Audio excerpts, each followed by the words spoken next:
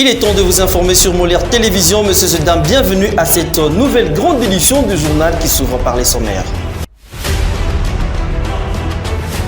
Au sommaire de ce journal sur Molière Canal, en marge de la clôture de la table ronde sur l'état de siège à Kinshasa, plusieurs voix s'élèvent au sein de la classe politique de la RDC pour demander le retour de la gestion de ces deux provinces, Ituri et Nord Kivu, par les autorités civiles. Et puis le ministre national de l'EPST confirme la date du vendredi 18 août 2023 pour la publication des résultats des examens d'État édition 2022-2023. Cette précision est livrée après plusieurs mois d'attente. Retrouvez le développement de tous ces titres tout de suite dans ce journal présenté par Eric Lutumba. À l'ouverture de cette grande édition du journal, au cours d'une réunion présidée ce jeudi 17 août 2023, le ministre national en charge de l'enseignement primaire, secondaire et technique en République démocratique du Congo a confirmé la publication des résultats des examens d'État édition 2022-2023 pour ce vendredi 18 août 2023. Suivez Tony Mwabakazadi dans cet extrait choisi ici pour vous par Gérard Isaac Sangwa. Nous confirmons que la publication des résultats de l'examen d'État édition 2023 aura bel et bien lieu demain vendredi le 18 août. J'ai cru entendre qu'on était en retard, mais je précise ici qu'il y a une pratique depuis un moment où les examens d'État, les résultats sont publiés un mois après la passation de l'épreuve, mais aujourd'hui, comme ça sera annoncé ou publié demain, même si on n'a pas été comme d'habitude dans les mois, mais nous ne sommes pas en retard. Parce que les retards voudraient dire publier les résultats des examens d'État après la rentrée scolaire et après la rentrée académique. Mais nous ne sommes pas en retard parce que nous allons commencer la publication avant la rentrée scolaire et avant la rentrée académique pour permettre à ceux qui auront réussi de prendre facilement les inscriptions à l'université et ceux qui auront échoué de reprendre les inscriptions. Donc voilà, dès demain, la publication démarre. Aujourd'hui déjà, les lauréats seront connus. Nous avons 26 provinces administratives, 60 provinces éducationnelles, mais nous allons procéder par groupe de 6 provinces éducationnelles, par 6. Comme ce sont les télécoms qui nous accompagnent, pour ne pas saturer les réseaux, nous commençons par 6 et les lundis encore 6. Après chaque 2 jours, nous allons publier au moins 6 provinces. L'actualité, c'est aussi la clôture mercredi 16 août 2023 de la table ronde sur l'évaluation de l'état du siège au Nord Kivu et en Ituri à l'est de la République démocratique du Congo. La plupart des participants à ces assises sont favorables à la levée de cette mesure d'exception. Pour Yann Kimba, acteur politique au pays, il est grand temps de redonner le pouvoir aux civils. Suivez-les dans ce reportage signé Gérard Isaac Sangwa et Gisèle Kabungo. Durant 3 jours, soit du 14 au 16 août 2023, les participants venus des différentes institutions des provinces du pays, les autorités des 2 provinces sous état de siège, les députés provinciaux et les forces vives de la République ont analysé à travers 3 commissions les options relatives à la levée, la requalification ou le maintien de l'état de siège. C'était au cours d'une table ronde sur l'évaluation de l'état de siège au Nord Kivu et à Ituri à l'est de la République démocratique du Congo. À l'issue de ces assises, la plupart des participants à cette table ronde sont favorable à la levée de cette mesure d'exception. Pour Yann Kimba, acteur politique congolais, il est grand temps de redonner les pouvoirs aux civils. Justement, d'abord il faut retenir que la majorité de tous nos compatriotes qui ont pris part à cette table ronde ont à l'unanimité voulu qu'il y ait une levée immédiate de l'état de siège, évidemment au regard du résultat mitigé de nos amis militaires. Pendant plus de 2 ans, on n'a pas senti factuellement leur apport dans l'insécurité à l'Est. Par contre, le M23 continue à occuper encore des localités, ce qui prouve à suffisance qu'au-delà qu'ils soient militaires, mais ils n'ont pas su, selon la volonté du chef de l'État, mettre définitivement fin à la guerre, parce que c'était ça le vœu du chef de l'État et du gouvernement. Je crois qu'il est grand temps de redonner le pouvoir à nos amis civils et demander à nos compatriotes militaires d'aller au front en les équipant sur le plan logistique pour que cette guerre puisse prendre définitivement fin. Dans son discours de clôture, le Premier ministre congolais Jean-Michel Sama Lukonde, représentant du chef de l'État Félix-Antoine Tshisekedi Tshilombo, s'est félicité des propositions issues des différentes commissions pour éclairer la lanterne du président de la République, celui qui va lever l'option du maintien, de la levée, de la réqualification de l'état de siège. Il faut signaler que la clôture de cette rencontre est intervenue mercredi 16 août 2023 au Palais du Peuple à Kinshasa, capitale de la République démocratique du Congo.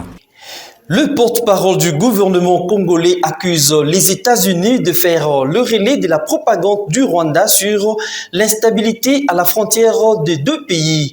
Au cours de la communication du gouvernement mercredi 16 août 2023, Patrick Muyaya affirme que la République démocratique du Congo ne veut pas se verser dans une propagande visant à rallumer l'insécurité dans sa partie est et perturber le processus électoral. Paul Mbaya nous en dit plus.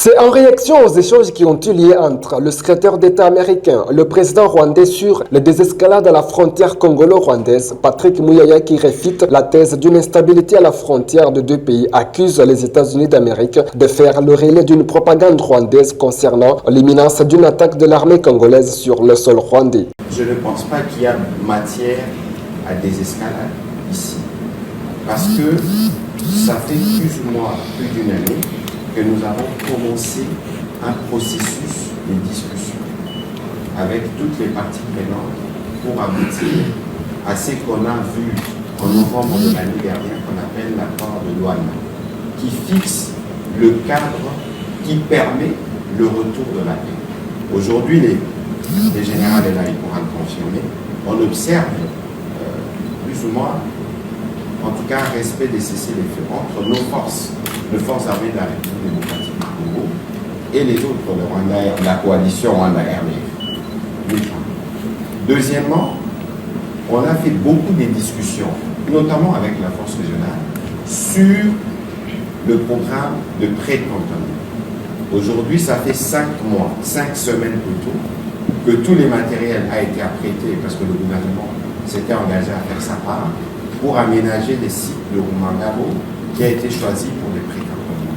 Ça fait 5 semaines que ces matériels est bloqué à Goma parce que la coalition Rwanda-MDF, M23 RDF ne veut pas souscrire à un schéma qui était communément convenu. Alors, lorsqu'on veut parler des escalades, de quoi on parle? Parce qu'il y a un schéma qui fixe les rôles de tout un chacun.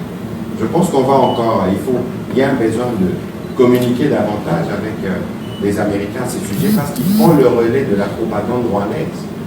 Parce qu'ils sont dans une stratégie pour dire que la République démocratique du Congo se prépare à attaquer les Rwandais. Tout en appelant les États-Unis d'Amérique à inviter le Rwanda à faire sa part concernant le retrait, le pré-cantonnement et la démobilisation de la coalition M23 RDF, Patrick Muyaya signale que le gouvernement travaille sur la montée en puissance des FARDC. Nous, vous connaissez la tradition qui est la nôtre et la ligne du président de la République. Nous voulons restaurer l'intégrité de notre territoire. Et c'est pour ça que nous avons souscrit à différents processus diplomatiques. Il y a des rapports qui sont sortis des Nations Unies, il y a des rapports des Human Rights Watch qui montrent des exactions qui sont commises par Rwanda. Aujourd'hui, il faut donc aller du côté rwandais pour leur demander d'assumer le rôle qui est le leur dans le cadre du plan de sortie de crise qui a été convenu. On a parlé des cessez-le-feu, on a parlé des retraits, on a parlé des cantonnements, on a parlé des démobilisations. En dehors de ça, il n'y a pas d'autre chaîne. Mais parallèlement à cela, on a commencé sur une note anecdotique avec les généraux ici. Nous, comme République démocratique du Congo, nous travaillons pour assurer la montée en puissance de nos forces armées. Parce que ce n'est ni, et l'expérience nous le démontre, notamment avec la présence de la MONUSCO ou la présence de la force régionale, nous pourrons véritablement compter que sur nous-mêmes. C'est sur quoi nous sommes en train de travailler. Les moments venus, si les différents processus dans lesquels nous sommes engagés ne donnent pas les résultats escomptés, on pourra en tirer les conséquences les moments venus parce que nous ne pouvons pas, de manière indéfinie, laisser nos populations être massacrées par des gens qui ont sans foi, qui sont sans foi ni loi, et devant qui la communauté internationale ne se prononce pas véritablement ou n'utilise pas des moyens qui sont à sa disposition pour amener la paix dans cette partie du pays. Et donc il est important que cela puisse être noté et que nous, quoi qu'il advienne, les M23 est une force négative et la mission qui avait été conférée initialement à la force régionale, c'était la mission de réagir justement contre toutes ces coalitions, FDLR, M23, toutes ces forces négatives, dans l'hypothèse où ils ne souscrivent pas au processus politique. Et ici, il y a la preuve que nous venons de vous dire, par exemple, sur le blocage du matériel qui doit aller à Mangabo, la MONUSCO est témoin. Nous pensons qu'il y a besoin pour la communauté internationale qui s'est portée garant pour accompagner ce qui avait été conclu, de faire plus de pression de notre côté.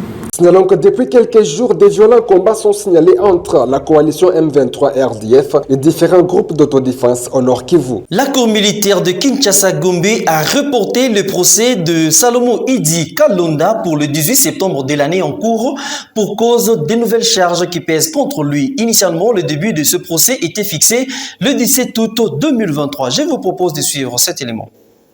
La première audience dans le procès de Salomo Idi Kalonda qui l'opposait au ministère public a été suspendue ce jeudi 17 août 2023, quelques temps après son ouverture d'après le président du parquet militaire. Ce procès est reporté au 18 septembre de l'année en cours à la demande des avocats de l'opposant qui ont été surpris des nouvelles charges qui leur ont été communiquées. Surpris, les avocats du bras droit de Moïse Katumbi ont violemment protesté contre ce nouvel grief alors que leur client a été arrêté pour détention illégale d'armes. D'après le président du parquet militaire, Salomo Idi Kalonda est désormais poursuivi notamment pour trahison et divulgation des secrets de l'armée. L'infraction initiale de détention d'une arme de marque Jericho n'a pas été retenue par les parquets. Dans le reste de l'actualité, le vice-ministre du plan congolais a inspecté plusieurs chantiers exécutés dans le cadre du programme des 145 territoires dans la province du Maniema. Le mercredi 16 août 2023, Pascal Omana Bitika a visité notamment le centre de santé en construction par l'EPNUD et Safricas à 11 km de la ville de Kindu. Écoutez-le dans ce propos recueilli pour vous par notre correspondant là-bas à Kindu. Je crois que moi, en tant que politique et patron du ministère du plan adjoint, je crois que je suis satisfait à 70%. Comme vous le savez, devant moi, nous sommes en train de voir le bâtiment qu'on est en train de toller déjà. Et c'est magnifique, c'est quelque chose que personne n'y croyait. Et aujourd'hui, je crois que c'est physique, c'est palpable. Et pour moi, en tant que membre du gouvernement et délégué du président de la République, ici sur place, je suis satisfait. De la société civile qui sont des aventuriers. Parce que quelqu'un qui veut savoir des histoires doit d'abord comprendre des attaques avec. Moi, je suis membre du gouvernement. Moi, je ne suis pas agence d'exécution. Celui qui doit exécuter, c'est la BCECO qui doit donner le marché aux différents sociétés locaux pour travailler. Ce n'est pas moi, Bitika. Moi, je n'ai pas de chiffres ou de montants à dévoiler, des choses que je ne connais pas. Nous sommes venus avec les experts, les ingénieurs de la BCECO, c'est eux qui sont en train de faire les travaux et ça à ces gens-là de parler soit des chiffres, c'est pas moi. Le gouverneur de la province du Nord Ubangi, Malo Mobutu Nzimba, a présidé la cérémonie de la prise d'armes du nouveau commissaire de la police nationale congolaise le lundi 14 août 2023. La cérémonie s'est déroulée devant le bâtiment de la poste du Nord Ubangi dans la ville de Guémena, où le général de la brigade Joseph Ntade Ebola a pris ses nouvelles fonctions devant plusieurs autorités de la place et de nombreuses unités de la police. Reportage. Malo Mobutu Nzimba, gouverneur de la province du Nord Ubangi, a présidé ce lundi 14 août 2023 la cérémonie officielle de prise d'armes du nouveau commissaire provincial de la police nationale congolaise du Nord Ubangi, le général de brigade Joseph Ntade Ebola. Cette cérémonie de haute envergure, émalée par des honneurs et défilés, s'est tenue devant les bâtiments de la poste du Nord Ubangi, à diagonale de l'auteur de la ville de Badolité, sur le boulevard Mobutu, en présence de plusieurs autorités des marques de la province, notamment les députés provinciaux, les ministres provinciaux, les membres du comité provincial de sécurité, les autorités civiles et religieuses, toutes les unités de la police et une foule de la population. Dans son allocution, le gouverneur Malondi Mamobout a retracé le parcours et cursus du commissaire divisionnaire Joseph Tadenzala avant de réitérer son indéfectible accompagnement dans l'exercice de ses fonctions au Nord Ubangi. Dès lors, je me dois de remercier très sincèrement les autorités de Kinshasa pour avoir porté leur choix sur ce vaillant militaire afin de présider à la destinée de la police de notre province. Ainsi, puis-je l'inviter à travailler dans la sérénité, avec abnégation, efficacité et loyauté, afin d'aider notre province à œuvrer pour la consolidation de l'autorité de l'État, la paix sociale, la tranquillité et la libre circulation des personnes et de leurs biens. Quant à lui, le commissaire provincial Joseph Tadenzala Ebola a souligné dans son mot que la lutte contre le banditisme urbain, l'évasion répétitive à la prison centrale des Badolités, la lutte contre les violences sexuelles feront l'objet de son champ de bataille. La police est un service public, civil, accessible et à l'écoute de la population. C'est dans ce contexte que je m'inscris dans l'approche d'une politique de proximité.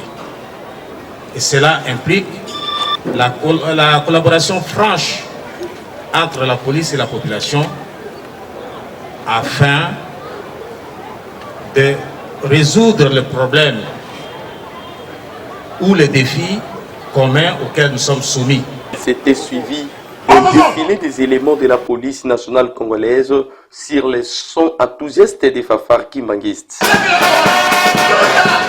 Votre journal se poursuit, messieurs et dames. Le gouvernement congolais annonce un nouveau projet d'un décret-loi qui va modifier le code minier de la République démocratique du Congo. Selon le compte-rendu du Conseil de ministres du 11 août 2023, ce projet de décret prévoit de déverser 11% de la redevance minière payée par les entreprises pour indemniser les victimes de violences sexuelles liées aux conflits et autres crimes contre la paix. Commentaire Paulin Maya.